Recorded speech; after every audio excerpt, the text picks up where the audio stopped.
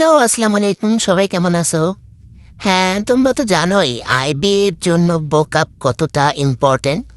So একদমই সময় নেই। আইবি এক্সামের মাত্র মনে হয় 24 দিনের মতো বা 25 দিনের মতো টাইম আছে। সো আমি কি করে এই অল্প টাইমে মনে করো অ্যাটলিস্ট যে কমন আসার মতো ওয়ার্ডগুলো আমি শিখতে পারবো। সো এরকম তোমরা যে দেখছো স্ক্রিনে, এরকম কি করে আমরা পাবো আর কি করে আমরা এত তাড়াতাড়ি মুখস্থ করব, সেইটাই আজকে তোমাদেরকে আমি শিখাবো। তোমরা এমন করে মনে রাখবে এগুলা যে তোমরা একদমই ভুলবা না, একদম তোমাদের মতো করে। অ্যাজ এটা রাইট নাও যেগুলো দেখতেছো, এটা আমার মতো করে আমার হবিসের মধ্যে মিলে আমি এই ওয়ার্ড কালেকশনটা করছি। প্রথমে আমি কি করছি ওটা তোমাদেরকে এখন দেখাবো।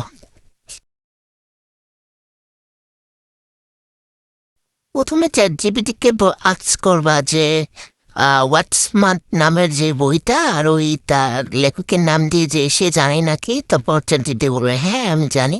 তো আমি বলছি যে আমি 80% আর 25 দিনের মধ্যে কি করে মেমোরাইজ করতে পারবো, কারণ এলস টাইম নাই।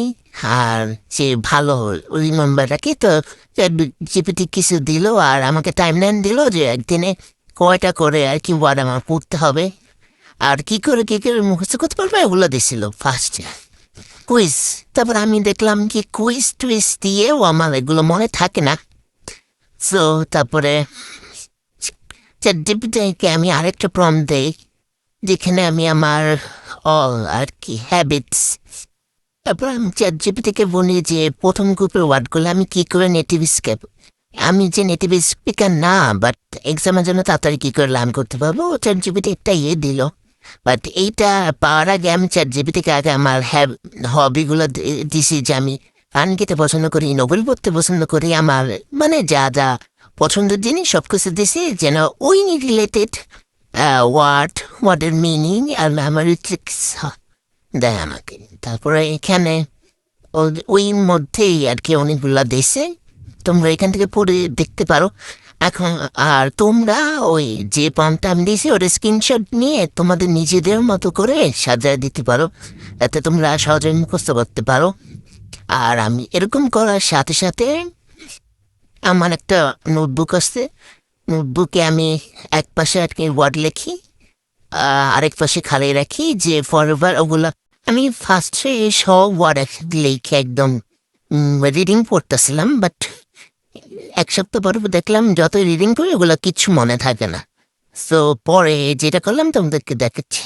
পরে ইউটিউবে একটা ভাইয়ের ভিডিও দেখে এরকম করে আর কি শিখছি, যে এরকম করে লিখে এক পাশ দিয়ে দিয়ে ঢাকি, মানে পরে আবার নিজেকে নিজে এক্সাম করতে পারবে। এখন ওই ভাইয়ের কথা মনে নেই, অবশ্যই তোমরা জানে নিজে লিখে দেবা।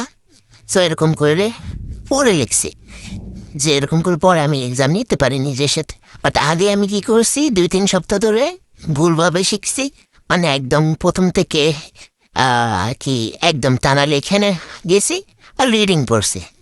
তারপরে 1 সপ্তাহ 2 সপ্তাহ পরে দেখি আমার কিচ্ছুই মনে থাকে না। আর কি এটা আমার ড্রয়িং খাতা ছিল, তে আঁকা যোগ্য আছে, কিচ্ছু মনে থাকে না। পরে ওরকম করে শিখছি আর কি।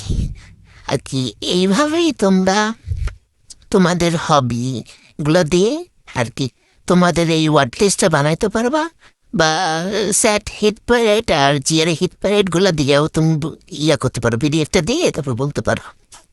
হিট প্যারেড দিয়ে চার জিবিটিকে আর কি বলবা যে তোমাদের হ্যাবিট, অ্যান্ড দেন সে তোমাকে নেবে। তারপর যেগুলো যেগুলো একদিনে 30টা বা 35টা যা পড়বা ওগুলো লেখা লেখা আর কি তোমরা নিজেকে করতে পারো, এক্সাম নিতে পারো। আর বাসে বসে বসে যখন কোচিং মোচিংয়ে যাও ওই সময় পড়তে পারো। আমি এটা করি আর কি।